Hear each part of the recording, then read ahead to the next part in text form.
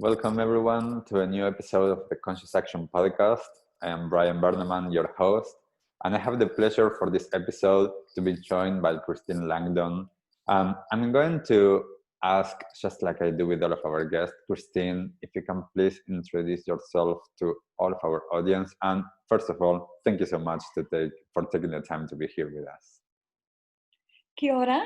Thank you for having me on the show, and I'm really looking forward to a really good conversation with you today. To introduce myself, I always try not to introduce myself by a job title. I'm a human that cares about personal development and growth and living consciously and living kindly. And one of the ways that I do that is through my work, and one of the ways I do that through my work is I co-founded and I run day-to-day a social enterprise, which is a giving platform where we have set out to take all of the wastefulness out of gift giving and replace it with kindness instead. It's called the Good Registry, and the way that it works is people use our gift cards or our registries to give donations to charities that they care about instead of giving stuff that might not be wanted or needed, and that might clutter our homes and that might end up in landfill. So it's about doing something that's kind for people and the planet instead of something that takes a toll for the planet. Yes, that's so wonderful. I've seen, and am I correct? Like it's been now a few years, right? That it has been running. I've seen it. Is it from 2018 or before? We had the idea for it just after my birthday in August 2017. And we decided that the best time to launch a platform that was encouraging people to rethink gift giving was around Christmas, when everybody has some consciousness around gift giving and how it feels. And we launched it in November of 2017. So it was quite a rush in 3 months to go from having an idea to launching a website and a community around that website with 50 charity partners and getting people on board to start giving through us. Yeah. So a really tight time to go from idea to launch, and then we continued to grow over the last few years and add on new ways to give. Yeah, that's so wonderful. And before we get a little bit more in depth about this that you do, let me go back in time a little bit and ask you, like, growing up for you, especially around this topic of giving, what was your relationship with it? Because I know when I grew up, my relationship with giving was I wanted gifts, toys or stuff, or stuff like I wanted that. And then my relationship, and I do think that this is where your work is so important. There's this giving that doesn't need to be in the form of something physical. I also wanted the things as a child, and I think I wanted the things more as a validation of myself and how cared about I was than for the things themselves. Christmas and times like that, they were also an opportunity to get stuff that I needed, but often I wasn't getting stuff that I really wanted. I was given things that I didn't particularly like, but I'd kind of look at my pile of gifts after Christmas and kind of think, did I get enough? And did I get as much as my brother? And did I get as much as my cousins? And did I get as much as my friends? So it was more a source of comparison and validation than for the actual joy of the gifts themselves, apart from when I got a bike. And I do have a sense that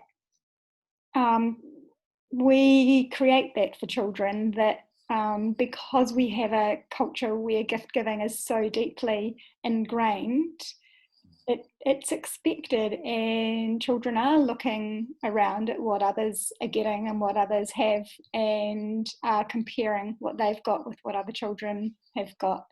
And one of the things that we're really working towards doing with the Good Registry is not replacing all of the gifts that children or that anybody receives. Not saying that gift giving is a bad thing, and simply saying that we should be giving things that are wanted and needed and enjoyed, and we're giving those things that are not ethically or sustainably made and aren't actually going to get used and are going to end up in landfill and broken.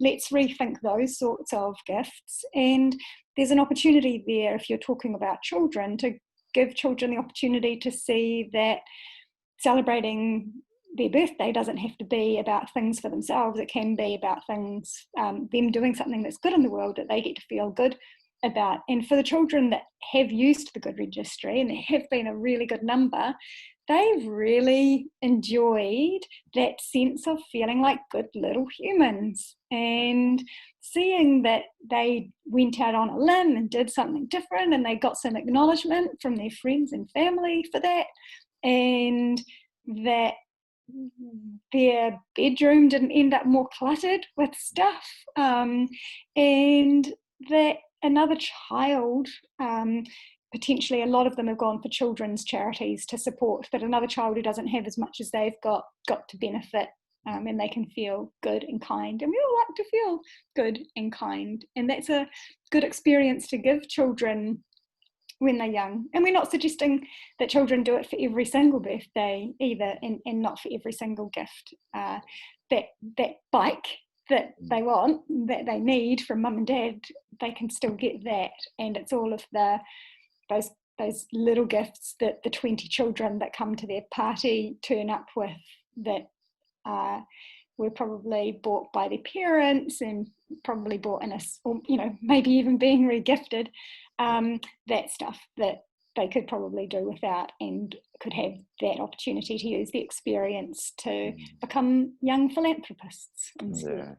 Yeah, that's so wonderful. And I remember in 2018, near Christmas time, I ran an event that was about giving, and we had the founder of Trade Aid as one of the guest speakers.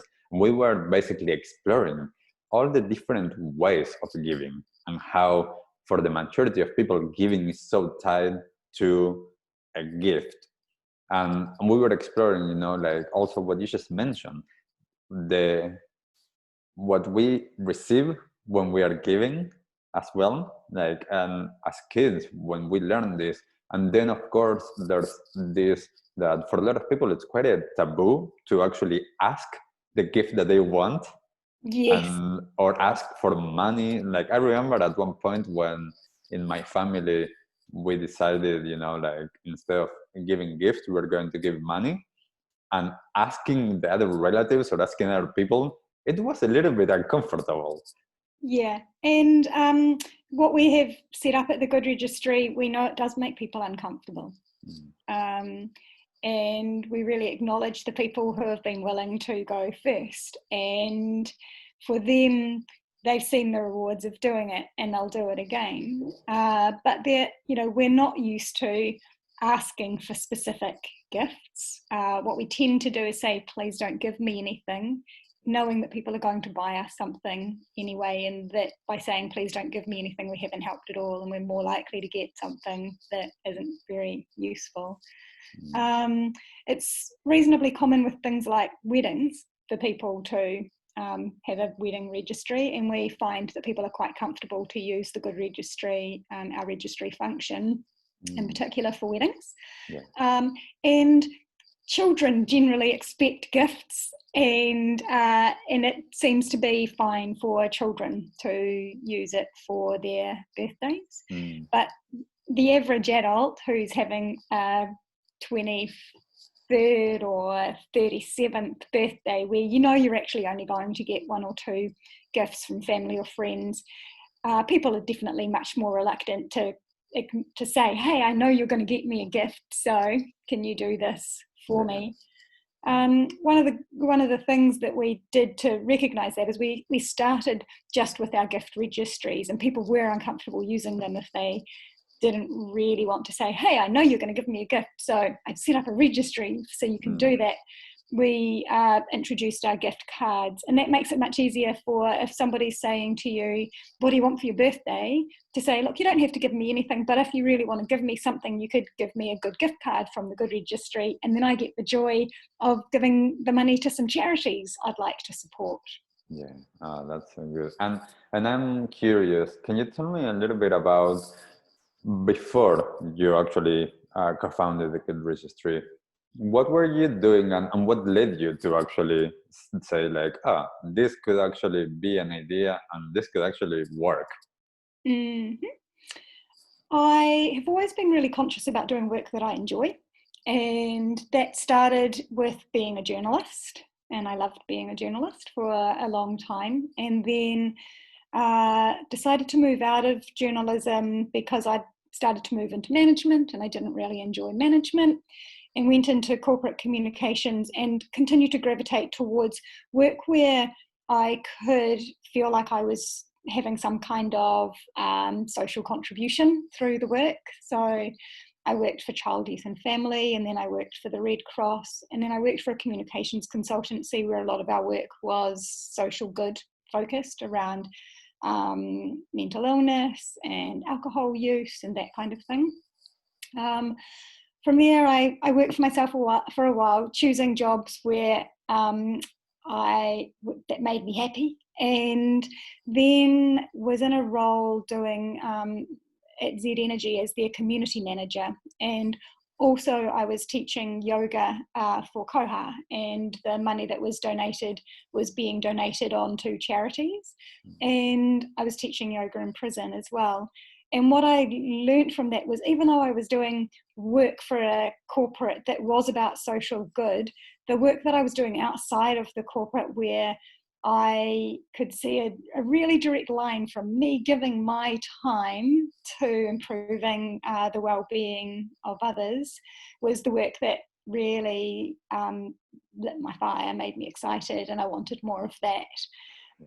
So I quit my corporate role without a plan, just knowing that I wanted to create something that was a way to do good in the world, and hopefully might support me financially. And a few weeks after doing that, after spending quite a bit of time thinking about what it was that was important to me in life, and seeing that the 4 components really for me of what gives me joy are around creativity, creating things, contribution, connection, being part of a community and connected with good people, and presence, mindfulness, consciousness. I thought, okay, I want to create a way to give myself more of those things, and other people that as well. And it was giving myself some space to noodle on what that could look like, that the idea for the Good Registry came. And it does cover all of those bases, you know, the consciousness around what we consume, the creativity of creating a thing that didn't exist in the world before with the whole community and the platform, the connection with the community, and of course the contribution. Yeah, wow. And I want to touch on something that you just mentioned, because I do think that it's important, and I know it for myself, how important it is for people that want to do good in the world or are thinking of doing their own thing. What was the time like from when you actually quit your job and you have, you know, some security, at least in a sense, to like then going on your own and trying to figure out what that is? That time, how was it for you? Was it challenging? Was it easy? I decided when I was on a holiday at Easter in 2017 that I was going to go home and quit my job. And I did that, and I finished up at the end of June.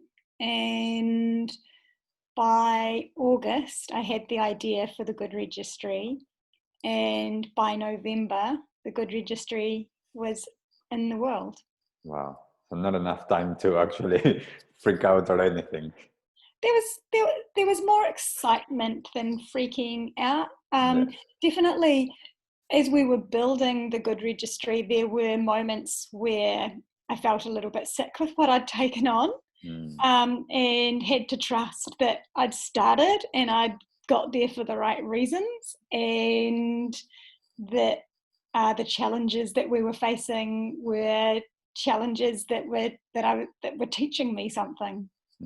Yeah. And was it from the beginning the choice of being a social enterprise? That was always my intention when I quit my job to do my own thing.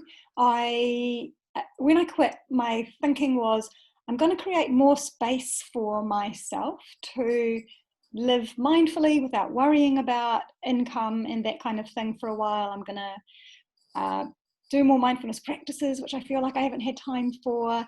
I'm going to do some blogging to help to hold myself to account for that, and just see what comes. But what I want to come from this is a social enterprise ultimately. And I thought that probably that social enterprise was going to be something related to meditation and mindfulness, to help people build more meditation practice into their life, because it was something that I was so conscious of the benefits of, and despite that would often not find the time in my day to do practices which I knew were really nourishing for me. And I thought that I might find something that could help others with that.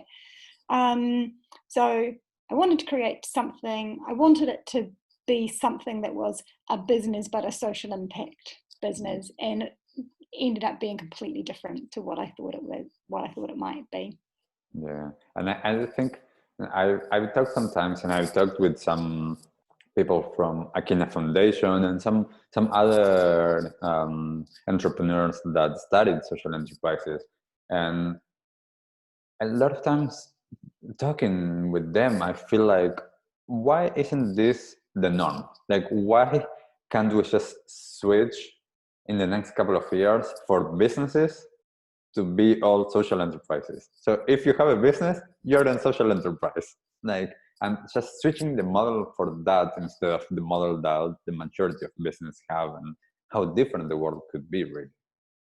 We should just do that, shouldn't we? Yeah, why not? It was funny. I met with someone when we were in the early stages of setting up the Good Registry, and I said to this person, it's going to be a social enterprise, and they pointed out to me then that back in the day, every business was a social enterprise. Every business that was started back at the beginning of time was started to meet a community need. And somehow over time, it's become about how much can you grow the business to create more jobs, which is a good thing, more income, sell more stuff, rather than what does our community need and how do we best do that. Yeah, definitely. And I do think a lot of times with businesses, in terms of that, is it ends up being for the big businesses like a side little like social responsible like practice, or then most of the work of meeting the needs ends up being for charities. And like, and talking about that with charities, what was the focus, or was there a focus to find who was the Good Registry going to actually support? The main thing I wanted to do was give people the joy of giving. And the charities that we supported were more about who will people give to. If we are saying to people, okay, here's this opportunity for you to not have gifts that you don't want to need, that are going to make you feel bad and they're going to clutter your house. And what we're offering you instead is the chance for that money to go to a charity. We needed to have charities that people would go, yeah, I want that. So we could have sat down and chosen charities based on the charity performance and the charity impact data. And we deliberately didn't do that because we really just needed charities that people connected with emotionally, so that people would have that opportunity, who might not, people who wouldn't normally potentially give to charity, would have that opportunity to have the experience of giving and go, oh, that felt good. I might do more of that. And we looked for a broad mixture of charities. So we sat at a whiteboard and we thought, okay, we need some health charities, some charities that do good things for children, some charities that do good things for animals, some charities that do good things for the planet. And we put down charities that we thought that we had to do it on gut. Again, we only had a few months to do this, and go and contact those charities and get them all signed up. We put down the charities that we thought that people were most likely to know and to give to, and approached those charities. Part of that was also a pragmatic approach that in order for people to use the Good Registry, they needed to know about us. And people weren't going to know about us if we didn't have charities that people know. And if we could get charities on board that had a good reputation already, then that would bring some people with them. However, we wanted to have some of the smaller charities on there as well. And we've got hundreds of thousands of charities in New Zealand. There was no way that we could choose those. So one of the things that we did as part of the setup was we ran a crowdfunding campaign through Pledge Me. And one of the things that we offered people who gave through the Pledge Me campaign was the opportunity to nominate a charity that they would like us to have as one of our initial charity partners that might not have got onto the platform otherwise. So that gave us a mixture of those charities that you would expect to be there and some charities that you wouldn't expect. Wow. And what has been in the last few years, including the Pledge Me campaign, what has been, like, from your business perspective, what's been going on with the Good Registry, more than the impact that you had? Do you mean the financial side of the Good Registry? Partly the financial, but like in terms of work, like has it been like a lot of work on different areas where you actually had to be like, oh, actually, like, marketing and starting to figure out that side, and then like what you just mentioned, the hassle of the at the background. It's a lot of work. It initially for me was about 70 hours a week, and in that 70 hours that was solid. That was really knuckling down and working as hard as anyone could for 70 hours a week. And I have two co-founders, and they were also putting in a really solid amount of time in that setup phase. And it was, those first 3 months were a crazy 3 months of finding a web developer, briefing a web developer, stepping, every step of the way with the web developer, seeing, giving them the information they needed, answering all the questions that they had, watching the pages come together, getting the content drafted, making the decisions about how everything would be structured and how many charities we wanted to launch with, who those charities would be, contacting those charities, getting them all on board, planning how we were going to do the launch, how were we going to get word out about us, creating communications, creating social media. I had no experience in most of that stuff.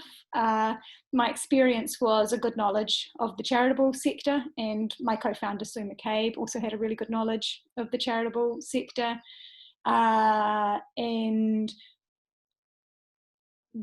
the three of us come from a communications background, so we were pretty good on being able to plan how to do some media materials, and kind of direct communications to people that we knew to get behind us. But I didn't know, I'd never been terribly active on social media and hadn't really used that as much of a tool in my previous work, and didn't know much about building a website. I'd helped to write content for websites before, but didn't know anything about the whole build process. We also needed to get a charity registered and a company registered. Our social enterprises, our model for our social enterprise includes a charity and a business that work alongside each other. And then all of the financial side, fortunately, Tracy Bridges, one of our co-founders, has a really strong background in having founded a communications consultancy before. And we got really good help around us, and that's made the world of difference. Deloitte have been incredible. They came on pro bono and do all of our financials for us now.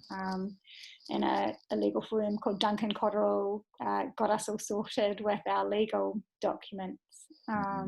We've had all kinds of other awesome pro bono support. We've now got our IT being looked after by a company called Mage Binary, who are doing that for us pro bono. And at the same time, I need to get my head across what it is I'm briefing people to do and what it is that they're delivering back. So I'm constantly learning new things. And this week, one of the things that I'm proud of is that I took my video editing skills to a next level, because I just had to for a presentation that I had to deliver. So constantly there are things that I have to learn about and upskill myself about. And generally it's me doing the day-to-day running of the business, and it's not paying anyone. Everybody who works on it is doing it pro bono for love. So for me, that's meaning that I'm doing some paid work as well. So there's also the juggle of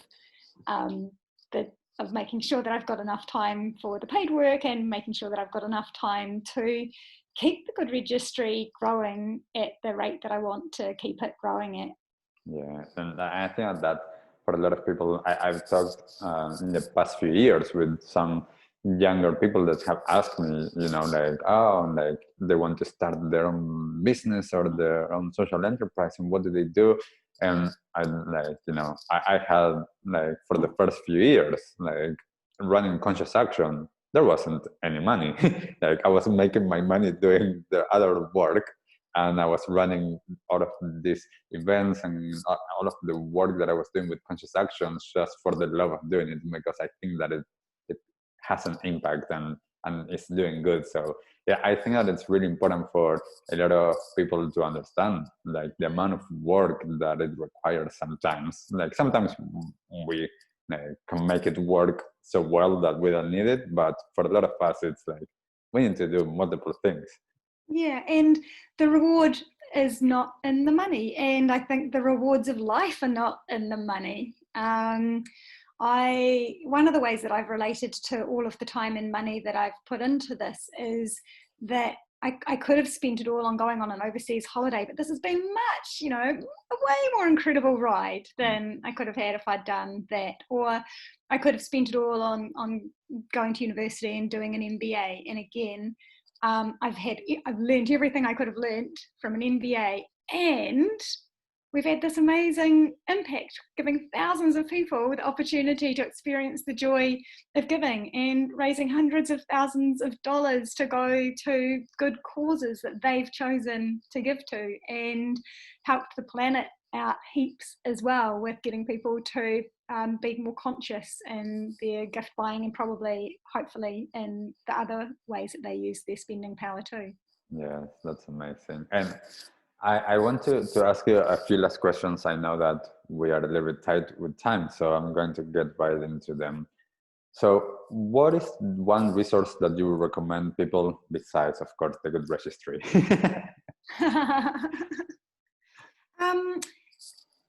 One of the resources that I have really been loving over the last few months, and this goes to my wanting to keep learning and growing and feeling like my time is my most precious asset. I try to use the time when I'm walking or running to keep learning, and often that is listening to podcasts. And at the moment I'm using the Libby app. which a lot of people haven't heard of. And I haven't. it gives you free library books to listen to. Oh, wow. So I can listen to professional development books, spiritual books, occasionally, very rarely, a novel, but books that I wouldn't normally get the time to sit down and read. And usually I only just manage to get through my one book group book each month and don't have time to read anything else. So I love that Libby is another way that I can consume interesting stuff that helps me to think differently while I'm on the go. Yeah, oh, that's amazing. I'm going to check it out because I didn't know about it. So cool. And what is your one go-to tip when you have to share with people, especially around perhaps giving or doing good? It's simply that it feels good. I think that a lot of people wait to feel like they are financially sorted before they can give to others. And I think most of us, probably most of the people who are living this and listening to this, are to some degree financially sorted enough to be able to give a little bit. And even if what you're giving is your time, or even if what you're giving is a good word about someone, it doesn't actually always have to come back to money. If you can, whatever you can do that contributes, it feels really good. And keep looking for those ways that you can contribute. And it was, for me, it was through contributing that I realized, actually, this is the thing I look forward to most every week. I want more of that. Yeah. And talking about contribution, what has been your latest small act of kindness? Similar to what I just said before, that sometimes the best thing you can do is give people your time, or talk about people. One of the things that I did yesterday was Jess Stewart, she's a coach and author, an awesome human being, is working on a book at the moment called I Love Mondays. And she asked if I would be interviewed for that book. So I gave her my time because she's a cool person and it's a cool topic. And then I didn't just stop at giving her my time. I got onto LinkedIn and told people about the book.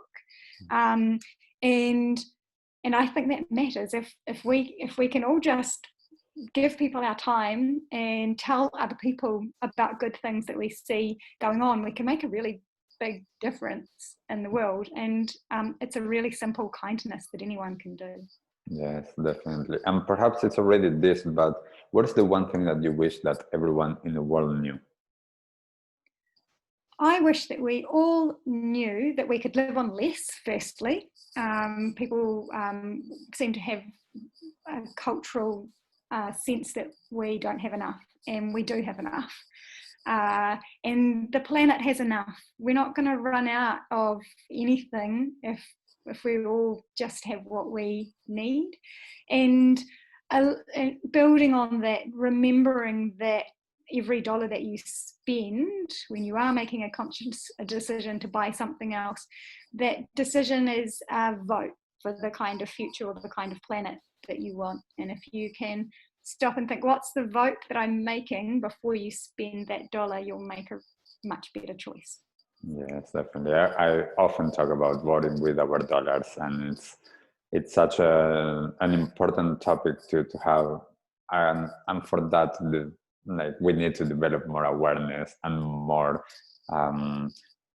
and to make more conscious decisions, really, to be able to live the way that we do want, like with everyone around us. So, and lastly, how can people find you? Like, where can people go on social media, and what's the website? Oh, wonderful question to always end with. I love it when people follow us on social media. Our handle across all of the channels is at the Good Registry. And follow us, tell other people to follow us, comment on our stuff, share our stuff. Because as I said, we we're a small social enterprise with really limited time and resource and reach, and one of the best things that you can do is tell other people about us. And then the other best thing that you can do is to use us, and you can come and see us at thegoodregistry.com. And there are two things you can do when you get there. Either if you've got a birthday coming up and you are comfortable with saying to friends and family that you would like people to donate to your favourite cause instead of giving you gifts, you can create a registry, you can choose your favourite cause, and then you get to go out and tell your friends and family that you're using this cool thing. And what we see is when people who do give to registries, they often leave comments going, wow, this is really cool, what a great thing to do. So you won't upset people by giving them the opportunity to donate instead of having to go out and buy something without knowing if it's anything that you want.